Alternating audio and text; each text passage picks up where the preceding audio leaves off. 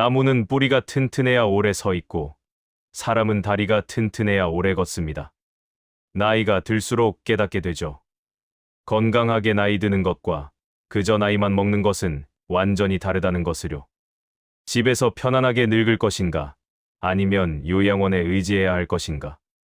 그 차이는 생각보다 작은 데서 시작됩니다. 83세 한의사 김철수 선생이 있습니다. 60년간 환자를 돌봐온 분이죠. 최근 한 강연에서 이분이 울면서 고백했습니다. 제가 평생 환자들을 보면서 가장 후회하는 것이 있습니다. 예방할 수 있었던 분들에게 미리 알려주지 못한 것입니다.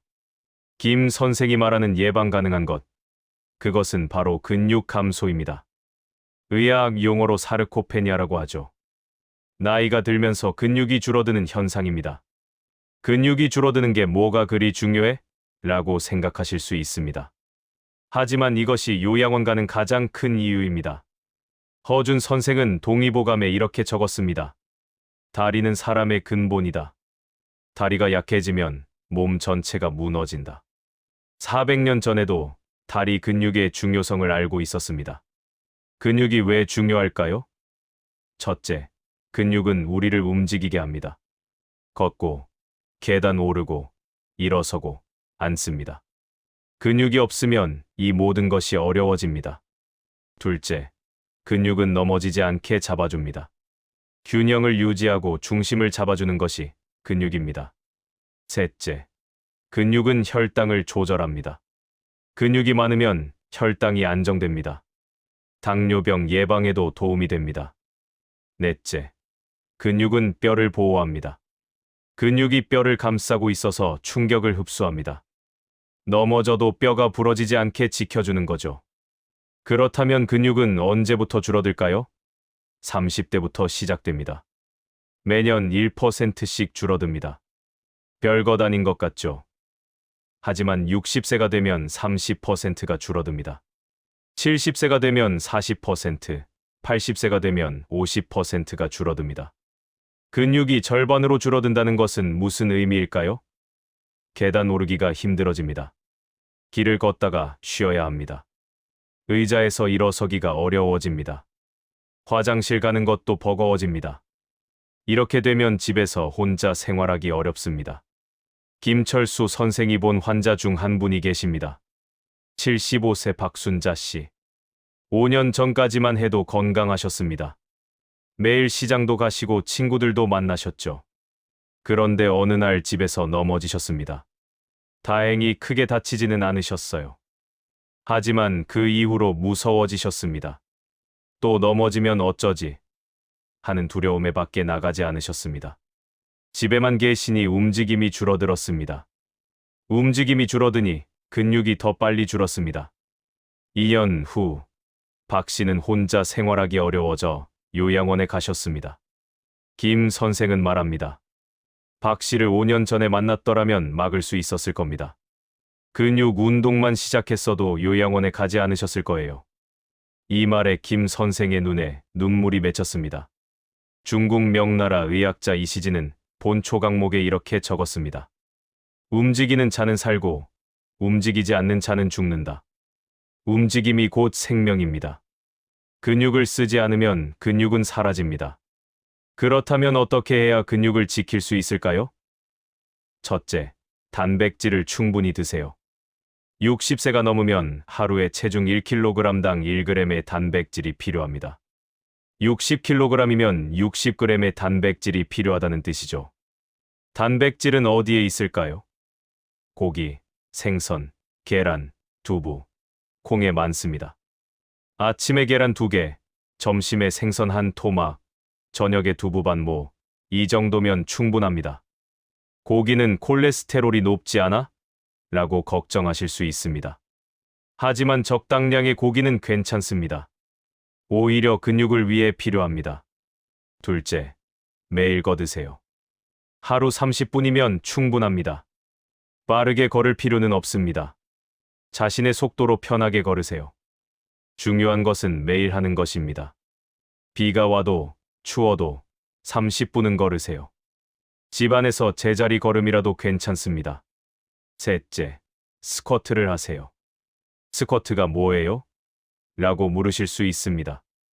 의자에 앉았다 일어서는 동작입니다. 이것만으로도 다리 근육이 강해집니다. 하루에 10번, 아침 저녁으로 하면 20번입니다. 이것만 해도 근육이 유지됩니다. 처음에는 의자를 잡고 하세요. 익숙해지면 손을 떼고 하세요. 무릎이 아프면 무리하지 마세요. 할 수 있는 만큼만 하세요. 중요한 것은 꾸준함입니다. 넷째, 계단을 이용하세요. 엘리베이터 대신 계단으로 올라가세요. 힘들면 한 층만 계단으로 가고 나머지는 엘리베이터를 타세요. 조금씩 늘려가면 됩니다. 계단 오르기는 가장 좋은 다리 운동입니다. 다섯째, 의자에 앉았다 일어서는 연습을 하세요. 그게 왜 중요해? 라고 생각하실 수 있습니다. 하지만 이것이 자립 생활의 핵심입니다. 혼자 일어설 수 있으면 화장실도 갈 수 있고 식사도 할 수 있습니다. 혼자 일어설 수 없으면 요양원에 가야 합니다. 노자는 이렇게 말했습니다. 천 리길도 한 걸음부터 시작된다. 근육 운동도 마찬가지입니다. 오늘 한 번 시작하면 내일은 2번 할 수 있습니다. 한 달 후면 습관이 됩니다. 여섯째, 햇볕을 쬐세요. 하루 15분 정도면 충분합니다. 햇볕은 비타민 D를 만들어줍니다. 비타민 D는 뼈와 근육을 튼튼하게 합니다. 아침 산책하면서 햇볕을 쬐면 일석이조입니다. 일곱째, 충분히 주무세요. 잠을 자는 동안 근육이 회복됩니다. 하루 7시간 정도 주무시면 좋습니다. 낮잠을 30분 정도 주무시는 것도 도움이 됩니다. 여덟째, 물을 충분히 마시세요. 근육의 75%는 물입니다. 물이 부족하면 근육도 약해집니다. 하루에 68잔 정도 드세요. 정약용 선생은 이렇게 말씀하셨습니다. 건강은 하루아침에 만들어지지 않는다. 매일의 작은 실천이 쌓여서 건강이 된다. 근육도 마찬가지입니다. 하루 30분 걷기, 하루 10번 스쿼트. 이런 작은 실천이 쌓여서 튼튼한 근육이 됩니다. 근육 감소를 확인하는 간단한 방법이 있습니다. 첫째, 의자에서 일어나기가 힘든가요? 손으로 팔걸이를 짚어야 일어날 수 있다면 근육이 약해진 겁니다. 둘째, 병뚜껑 열기가 힘든가요? 소나기 힘이 약해진 것도 근육 감소의 신호입니다. 셋째, 걷는 속도가 느려졌나요? 횡단보도 신호가 바뀌기 전에 건너기 힘들다면 주의하세요. 넷째, 자주 넘어지나요? 평소에 안 넘어지던 곳에서 넘어진다면 균형 감각이 떨어진 겁니다. 이 모두가 근육 감소의 신호입니다. 이런 증상이 하나라도 있다면 오늘부터 시작하세요. 늦었다고 생각하지 마세요. 80세에 시작해도 근육은 늘어납니다. 실제로 연구 결과가 있습니다. 80대 노인들에게 3개월간 근력 운동을 시켰더니 근육량이 20% 증가했습니다.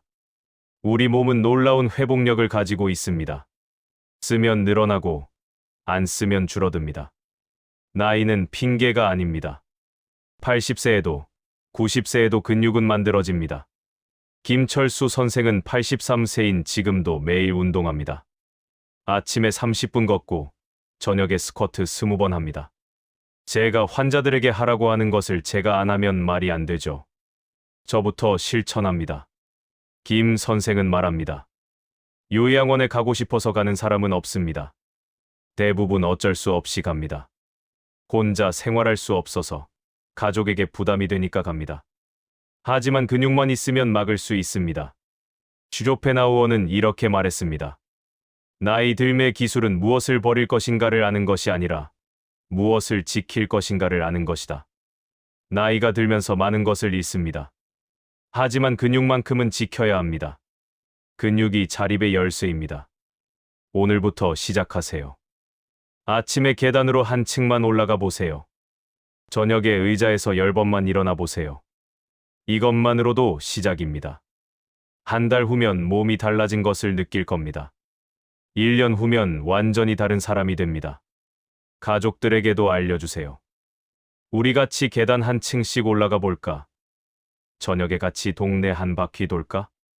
이렇게 자연스럽게 제안해 보세요. 함께하면 더 쉽고 재미있습니다. 강물은 흐르고 세월은 가지만 우리의 삶은 계속됩니다.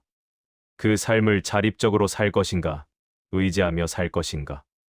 그 차이는 지금 이 순간의 선택에 달려 있습니다. 오늘 30분 걷기, 오늘 10번 스쿼트. 이 작은 선택이 5년 후 당신이 어디에 있을지 결정합니다.